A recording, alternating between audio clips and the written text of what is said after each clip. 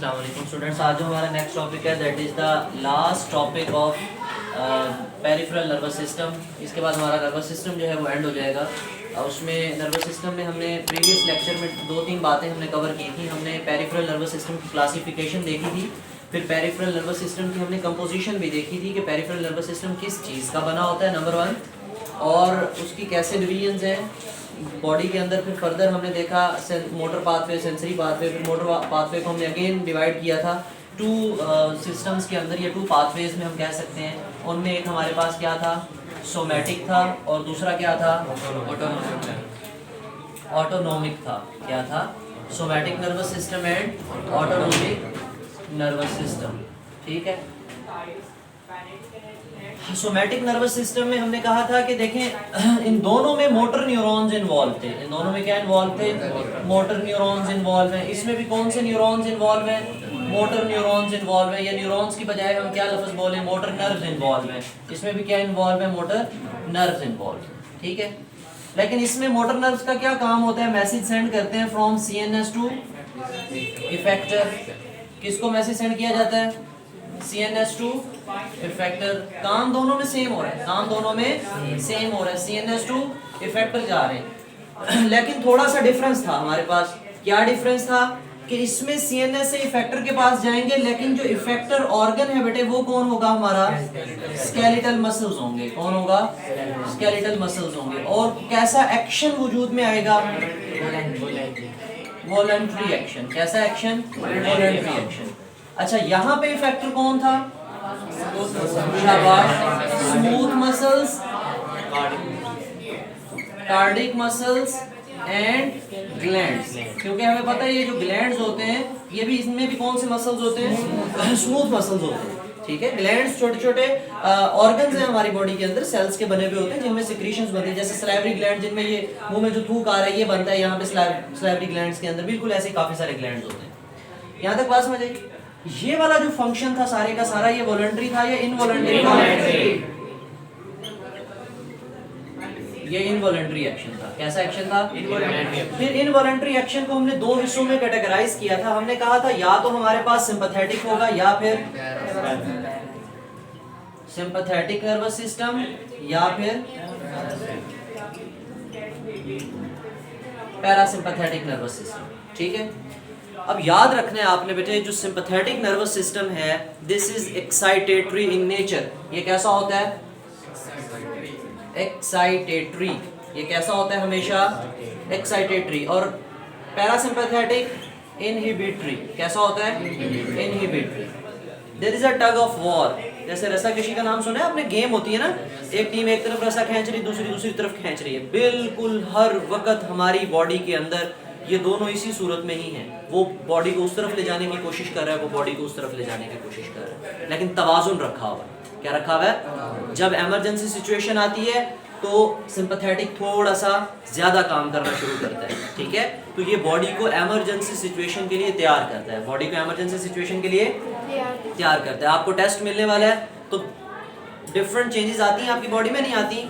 आपके एग्जाम में आपका रिजल्ट आने वाला है, ये इस तरह की कोई भी स्ट्रेस कंडीशन हो, ठीक है, तो आपकी बॉडी के अंदर डिफरेंट चेंजेस आती हैं। डिफरेंट, मैं किसी बच्चे से खड़े खड़े कोई क्वेश्चन पूछ लूँ तो वो फौरन से उसकी बॉडी के अंदर जो है ना एक क्या कहते हैं उसको, ट्रेमर्स होने शुरू हो जाते हैं, कि उसकी आंखें फिर जाती हैं कि पता नहीं मेरे साथ हो क्या गया है, ये मैं कहाँ आ गया हूँ इस दुनिया में, क्यों आया हूँ। सिंपैथेटिक नर्वस सिस्टम एक्साइटेटरी है, सिंपैथेटिक नर्वस सिस्टम एक्साइटेटरी है। अब ये किस किस चीज़ को एक्साइट करता है बॉडी में, मैंने कहा कि जब भी हमारी बॉडी में इमरजेंसी नाफिज होगी तो उस वक्त कौन सा सिस्टम डोमिनेट कर जाएगा, सिंपैथेटिक नर्वस सिस्टम जो है वो क्या कर जाएगा, डोमिनेट कर जाएगा। अच्छा, जब ये डोमिनेट करेगा तो क्या क्या चेंजेस आएंगी बॉडी में, हम यहाँ पे देख लेते हैं। हम कहते हैं जो सिंपैथेटिक नर्वस सिस्टम है ये हमारी बॉडी को फाइट और फ्लाइट रिस्पॉन्स के लिए तैयार करता है। फाइट और लड़ना है या फिर आपने उड़ना है, नहीं भागना है। ठीक है, फाइट लड़ना है या फिर, दोनों कामों के लिए आपको क्या चाहिए, एनर्जी चाहिए। दोनों कामों के लिए क्या चाहिए, एनर्जी चाहिए। एनर्जी के लिए आपको ग्लूकोज, आपके डिफरेंट हार्मोन्स रिलीज होते हैं और आपकी बॉडी को इमरजेंसी सिचुएशन के लिए प्रिपेयर कर दिया जाता है। जब इमरजेंसी सिचुएशन है, आपके मसल्स ने ज्यादा काम करना है, कम ज्यादा काम करना है, मसल्स की ब्लड सप्लाई बढ़ाई जाए, कम की जाए, बढ़ाई जाए। यानी मसल्स को जब हम ब्लड सप्लाई बढ़ाएंगे तो ब्लड सप्लाई करने वाले सिस्टम का नाम क्या है? Circulatory system. क्या नाम है? तो सर्कुलेटरी सिस्टम की रफ्तार कम हो जाएगी, तेज तेज, हार्ट रेट कम ज्यादा ज्यादा, यानी हमारी हार्ट रेट जो है, ये हार्ट बीट्स जो है वो क्या हो जाएंगी? ज्यादा हो जाएंगी। क्या हो जाएंगी? इंक्रीज हो जाएंगी। ठीक है, क्योंकि बॉडी में इमरजेंसी सिचुएशन के लिए प्रिपेयर किया जा रहा है। क्लियर? अच्छा, इसके अलावा हार्ट बीट इंक्रीज हो गई, ओके, ब्लड प्रेशर बढ़ेगा, ब्लड प्रेशर बढ़ेगा। इवन के हमारी जो आईज है ना, इनके अंदर ये जो प्यूपिल है, ये ब्लैक कलर का है, ये डायलेट कर जाता है। ये क्या कर जाता है? डायलेशन हो जाती है, प्यूपिल की क्या हो जाती है? डायलेशन हो जाती है। ठीक है, डायलेट कर जाते हैं क्या चीज? प्यूपिल। कहते हैं ना, उस्ताद को पता चल जाता है जो बच्चा गौर से बात सुन रहा होता है, जो बच्चा गौर से बात नहीं सुन रहा होता। जब आप गौर से बात सुन रहे होते हैं तो इसका मतलब आपकी बॉडी के अंदर इमरजेंसी है।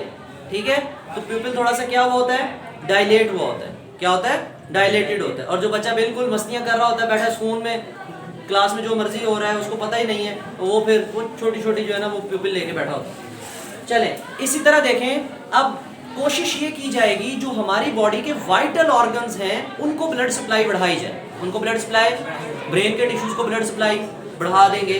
ठीक है, मसल्स को ब्लड सप्लाई बढ़ा देंगे। जो बाकी ऑर्गन्स हैं उनकी ब्लड सप्लाई क्या कर दी जाए? कम कर दी जाए, क्योंकि वो इतने ज्यादा इंपॉर्टेंट। अब वो कहे कि आपके रिप्रोडक्शन सिस्टम की जो है ना वो ब्लड सप्लाई बढ़ा देंगे, कम कर देंगे, कम कर देंगे। आपके डाइजेस्टिव सिस्टम की ब्लड सप्लाई कम कर देंगे, बढ़ा देंगे।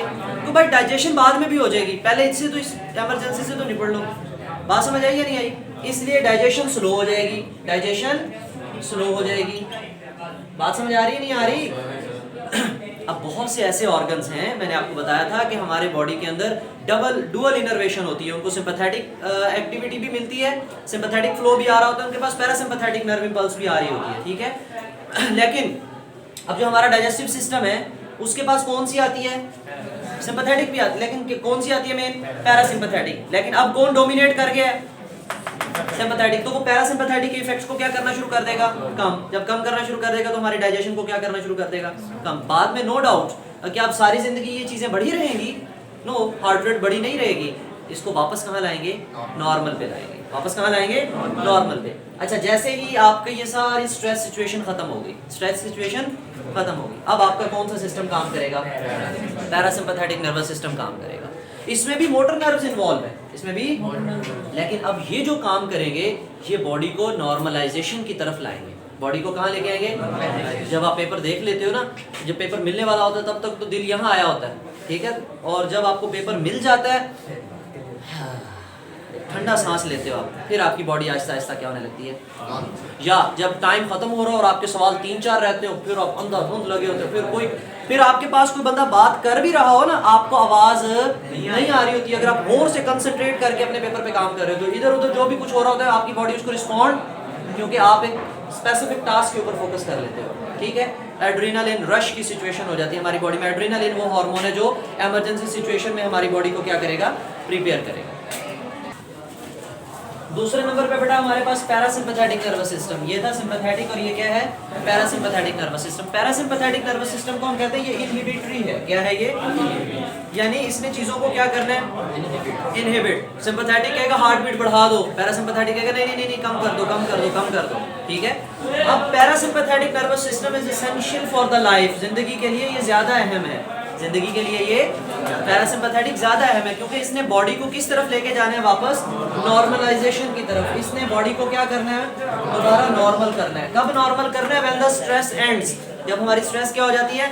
खत्म हो जाती है। जब इमरजेंसी सिचुएशन खत्म हो गई, फाइट और फ्लाइट वाली कंडीशन क्या हो गई? खत्म हो गई। तो फिर क्या हार्ट रेट बढ़ी रहे? नहीं। ब्लड प्रेशर बढ़ा रहे? डाइजेशन रुकी रहे? नहीं। ये तमाम काम सारे क्या हो जाएंगे? उलट हो जाएंगे। सारे तमाम काम क्या हो जाएंगे? उलट। फिर बच्चे उलट पता है कैसे करते हैं? इधर लिखते हैं हार्ट रेट इंक्रीज, इधर लिखते हैं हार्ट बीट डिक्रीज। बदला नहीं ले रहा ये पैरासिम्पैथेटिक नर्वस सिस्टम सिंपैथेटिक से बदला। वो कहे तूने 10 मिनट हाई रखा है, मैं 10 मिनट लो रखूंगा, बंदा तो गया ना बेचारा। ठीक है, वो जलील होता रहेगा, कभी हाई में और कभी लो में। तो पैरासिम्पैथेटिक नर्वस सिस्टम बेटे हमेशा नॉर्मल की तरफ लेके आएगा चीजों को। कहाँ लेके आएगा? नॉर्मल की तरफ, यानी हार्ट बीट को कम करके नॉर्मल कर देगा, कम करके नॉर्मल कर देगा। इसी तरह ब्लड प्रेशर भी कम हो जाएगा, जो पिपल डायलेट हुआ था वो दोबारा नॉर्मल साइज का हो जाएगा, ये नहीं कि सुकड़ जाएगा, नॉर्मल साइज का हो जाएगा। डाइजेशन जो इनहिबिट कम हुई थी वो दोबारा से प्रमोट हो जाएगी, दोबारा से क्या हो जाएगी? प्रमोट चलना शुरू हो जाएगी। बात समझ आई नहीं आई? और ये जो पैरासिम्पैथेटिक, जैसे हम इसको कहते हैं ना फाइट और फ्लाइट रिस्पॉन्स, इसको हम कहते हैं रेस्ट और ब्रीड, रेस्ट और ब्रीड सिस्टम भी हम इसको कहते हैं, रेस्ट और ब्रीड। ठीक है, तो वो पैरासिम्पैथेटिक की एक्टिविटी, ठीक है, रिप्रोडक्शन करना। ठीक है, यहाँ तक बात समझ आई है? तो हमने कहा कि हमारे पास मोटर पाथवे के दो मतलब रास्ते हैं, सोमैटिक वाला और फिर ऑटोनोमिक के आगे दो हैं, सिंपैथेटिक और पैरासिम्पैथेटिक। इसमें भी मोटर, इसमें भी, लेकिन इसमें जो मैसेज, दोनों में जो मैसेज आना है वो इनवॉलंटरी ही आना है, लेकिन इसमें जो मैसेज आएगा वो बॉडी के फंक्शंस को एक्साइट करेगा, तमाम को नहीं, चंद को एक्साइट करेगा जो इमरजेंसी में चाहिए, और बाकियों को क्या कर देगा? इनहिबिट कर देगा। और ये क्या करेगा? दोबारा सबको क्या करेगा? नॉर्मलाइज करेगा। क्या करेगा? नॉर्मलाइज करेगा। क्लियर? लो पेज नंबर है बेटा 40, ऑटोनोमिक नर्वस सिस्टम और सोमैटिक। सोमैटिक हमने प्रीवियस लेक्चर में पढ़ लिया था, अब हम ऑटोनोमिक ही पढ़ते हैं। Autonomic nervous system, it is responsible for the activities which are not under conscious control, जो हमारे कॉन्शियस कंट्रोल में नहीं है। It consist of the motor neuron, इसके पास मोटर न्यूरॉन्स हैं, that send impulses to the cardiac muscles, smooth muscles and glands.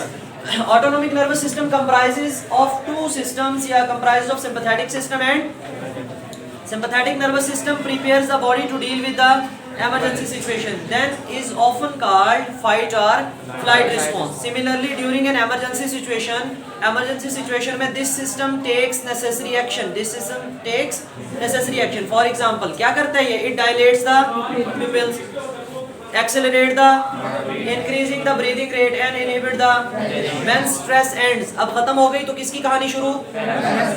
The parasympathetic nervous system takes action and normalizes all the body functions. It causes the pupils to contract, promotes the digestion and slows the rate of heartbeat and breathing rate. Clear बेटे? इस whole topic में कोई question हो तो आप comment section में पूछ सकते हो। Thank you, Allah Hafiz.